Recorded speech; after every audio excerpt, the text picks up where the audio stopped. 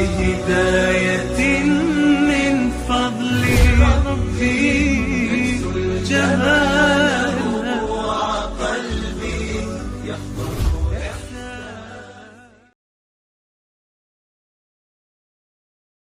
Nah, di dalam surah Wal Asri itu ya, jelas sekali di situ kan kita sudah dibaca kan segala macam sudah diterjemahkan bahwa ada nilai-nilai yang harus kita pahami. Pertama, bahwa sikap seorang muslim terhadap agamanya, ya itu kan sebenarnya intinya di situ. Bagaimanakah sikap seorang muslim dan muslimah ya, muslimah ya terhadap agamanya? Bagaimana sih kita ini terhadap agama kita? Nah, yang pertama adalah bagi kita muslim terhadap agama kita Islam, yang pertama ada yang harus kita sikapi, kita pahami adalah pertama amanu bil Islam. What? Amanu bil Islam, ya. Mengimani Islam. Itu yang pertama. Jadi kalau kita berislam tapi tidak meyakini, nah iman itu yakin ya, pakai qaf bukan pakai kaf, yakin. Ya, karena kalau yakin belum yakin. Tapi kalau sudah yakin, nggak perlu lagi yakin. Nah, gitu ya. Pakai qaf. Maka ada ainul yakin, hakul yakin ya.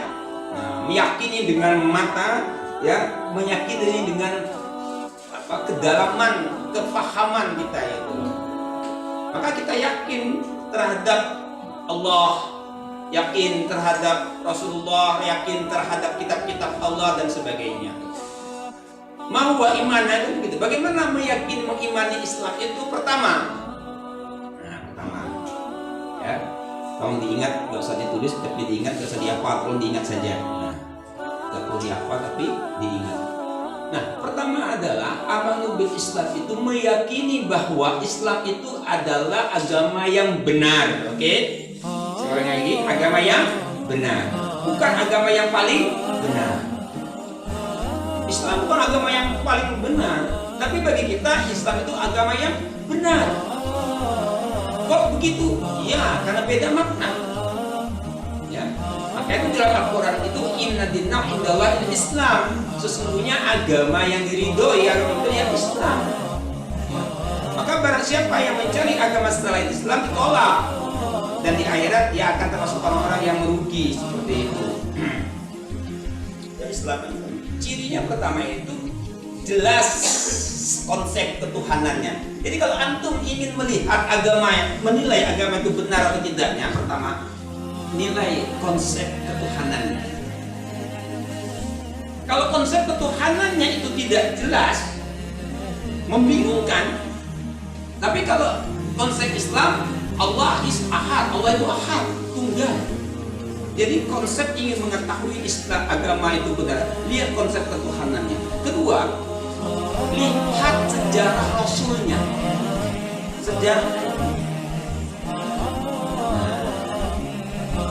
Sekarang coba bandingkan dengan agama-agama yang lain. Kalau Islam, Rasulnya jelas, binnya jelas, bapaknya jelas, emaknya jelas, keturunannya jelas, lahirnya jelas, wafatnya jelas, istrinya jelas. Jadi kemudian kita di konsep Rasulnya jelas, sejarah nabinya jelas, nah konsep kitab sucinya jelas,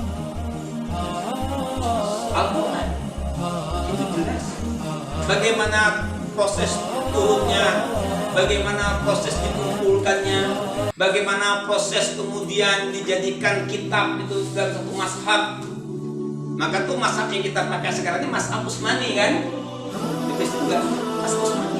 Karena pengumpulan Al-Quran itu mulai pada zamannya Umar, gagasannya. Umar bin Khattab merasa galau ketika banyaknya penghafal Al-Quran itu yang menjadi syahid. Kemudian Umar punya gagasan untuk mengumpulkan ya semua masa Al-Quran dari dituliskan, kumpul semuanya itu, kemudian zamannya Utsman dibuka. Maka hanya ada mazhab namanya mazhab Utsmani. Ya, kita di mazhab Utsmani. Ya seperti itu. Jelas kitab sucinya. Ini bisa jadi tesis kalau mau ambil ya. Banyak sebenarnya juga. Yang ketiga, jelas konsep tata beribadatannya. Nah, coba Islam itu dimanapun dia ibadahnya sama, bacaannya sama, sama. Jadi dalamnya adalah karena itu bangun sholat. Yang kedua, mengimani Islam ya berarti meyakini Islam itu agama untuk seluruh alam semesta. Wa ma arsalnaka illa rahmatan lil alamin. Jadi agama Islam bukan hanya untuk orang Arab, bukan hanya untuk satu bangsa, tapi untuk seluruh bangsa. Bahkan tidak hanya untuk manusia. Hanya Islamlah agama yang mengatur bagaimana kehidupan semesta ini bisa berjalan dengan tata urutan, tata aturan yang sangat-sangat indah. Luar biasa. Jangankan mengatur kita dalam kehidupan sehari-hari, masuk WC pun Islam ada aturan. Betul? Apalagi masuk rumah, apalagi di kantor. Jadi Islam itu konsep yang sempurna, totalitas konsep yang totalitas. Maka kita dianjurkan berislam secara kafah. Ya ayyuhalladzina amanu udkhulu fis-silmi kafah. Kafah itu totalitas, enggak setengah-setengah. Jadi sekali lagi meyakini bahwa Islam itu untuk seluruh umat, seluruh bangsa dan seluruh alam semesta. Hatta sampai mengatur bagaimana kalau kita itu lewat masuk hutan, bagaimana kalau kita itu berhadapan dengan binatang-binatang. Ada aturan dalam Islam. Akhlak Islam terhadap sesama makhluk itu luar biasa indahnya. Nah di sini harus kita pahami, apalagi kalau kita sesama rekan kerja dan sebagainya.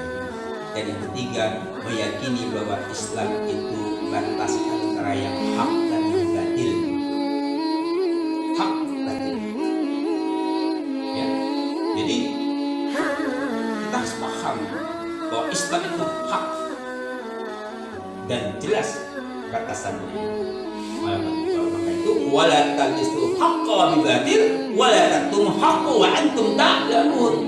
Kan begitu dalilnya. Janganlah kamu mencampur adukan antara yang hak dan yang batil. Dan jangan kamu menyembunyikan kebenaran kalau kamu mengetahuinya. Begitu. Ya. Jadi kalau antum tahu itu hak, jangan disembunyikan. Sampaikan. Dan kalau itu adalah kebatilan, katakan walaupun pahit. Maka kata Rasulullah, "Qul haqqo wa lakana murah." Katakan kebenaran itu walaupun pahit. Pahit memang menyampaikan kebenaran, apalagi menyampaikan kebenaran di hadapan para penguasa. Jihad yang paling besar adalah mampu menyampaikan yang hak itu kepada penguasa. Yang keempat, batas antara surga dan neraka. Ya itu aja. Ya. Jadi Islam surga, dasar neraka itu aja. Ya jelas. Jadi kalau kita sudah mengimani Islam, amalkan Islam itu. Amalkan Islam. Jadi kita kesini dalam rangka mengamalkan Islam. Bermuhammadiyah itu mengamalkan Islam. Kita kerja mengamalkan Islam, bukan mengamalkan Islam.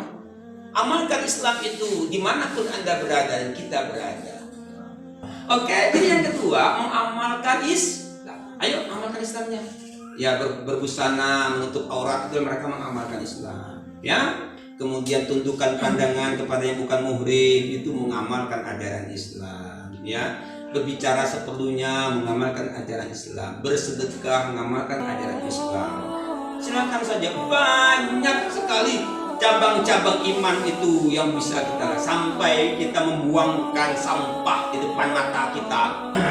Nah, yang ketiga adalah setelah mengamalkan Islam dalam surat ini apa? Yaitu mendakwahkan Islam. Wa amila bis-salih wa tawassaw bil haqq. Ya.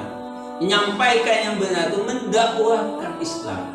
Setelah kita memahami Islam itu, meyakini Islam itu agama yang benar, mengimani Islam itu, kita kemudian mengamalkan Islam. Yang ketiga, dakwah di Islam, mendakwahkan Islam.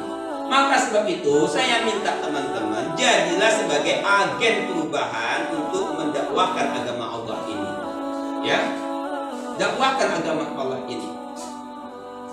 Jangan malu menjadi mubarik, jangan malu menjadi dai, daiyah, mubalik dan mubalighat. Antum semuanya adalah mubalighat Allah. Banggalah kita itu sebagai apa? Sebagai dai Allah. Nah, jadi sekali lagi, dakwah itu penting. Selama dakwah kita masih ada di muka bumi ini, menyeru kebenaran itu, mencegah kemungkaran itu masih ada, insya Allah Islam masih tegak. Tapi jika para dai-dai itu sudah tidak ada lagi, tidak lagi yang berani menyerukan kebenaran, menyampaikan kebenaran itu, dan mereka yang mengajak kebaikan dan mencegah kemungkaran sudah tidak ada lagi, tanda-tanda Islam akan hancur dan hilang di muka bumi ini. Yakinlah. Maka saya bersyukur sudah mulai tumbuh dai-dai maka. Oke, jadi yang keempat, yang ketiga tadi apa? Mendakwahkan. Dakwah itu dua macam, amar ma'ruf nahi munkar. Ya, dua-duanya kita laksanakan. Menyampaikan kebaikan dan mencegah kemungkaran. Resikonya berbeda.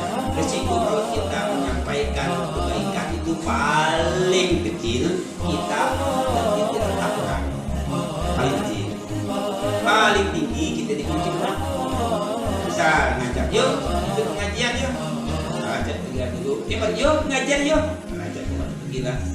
Lo aja coba gini aja. Ah, kan puji orang kita ya kan. Ngajak ke jamaah tabligh tuh ya. Jamaah tabligh itu kan diajak terus. Wah, jadi sholat pak, jadi seperti.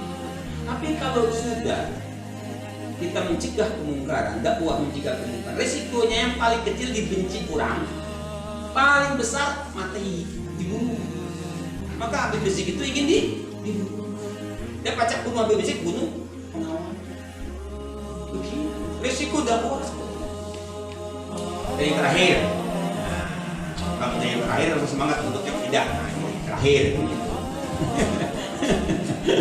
Yang terakhir, setelah kita mendakwakan Islam, maka kita harus ya kan watawassaw bil haqq watawassaw bis sabr, bersabar dalam Islam. Apa? Bersabar dalam Islam. Nah, teman-teman semua, kita ini dalam Islam itu perlu baca surah Ali Imran ayat terakhir. Ya, ayat terakhir ya. Ya ayyuhalladzina amanu isbiru warabitu, isbiru wasabiru warabitu. Hai orang-orang yang beriman, bersabarlah dan tingkatkan kesabaranmu. Jadi sabar itu ditingkatkan, ya. Jadi wasabiru, tingkatkan kesabaran. Warabitu, bersiap-siaplah. Wattaqullah, dan bertakwalah pada Allah. Agar kamu apa ayat terakhir? Agar kami dapatkan kemenangan ya. Nah teman-teman semua, bersabar di dalam Islam itu penting. Samanya hal juga kita dalam kondisi di kampus ini, kita harus sabar. Sabar itu tidak hanya sekedar kita mampu menahan. Ya sabar itu menahan di dalam hal berbuat baik, menahan di dalam penderitaan, menahan menunggu, kemampuan untuk menahan itu adalah sabar. Maka saya itu sabar. Sampai hari ini saya tetap sabar. Maka nama saya Fadilah Sabri. Sabar. Gitu. Ya, kata Allah suatu saat pasti kan, wasobiru, tingkatkan kesabaran itu. Maka tidak ada istilah habis kesabaran saya. Oke, saya ulangi. Tidak ada istilah habis kesabaran. Orang yang kesabarannya habis berarti tidak sabar. Padahal kata agama tidak boleh. Jadi sabar itu tidak berbatas. Jadi teman-teman semua, itulah makna surat Al-Asri ya, yang ditafsirkan oleh para ahli tafsir ya, bagaimana kita bersikap sebagai muslim dengan agamanya. Pertama, mengimani Islam, kedua adalah mengamalkan Islam, ketiga mendakwakan Islam, yang keempat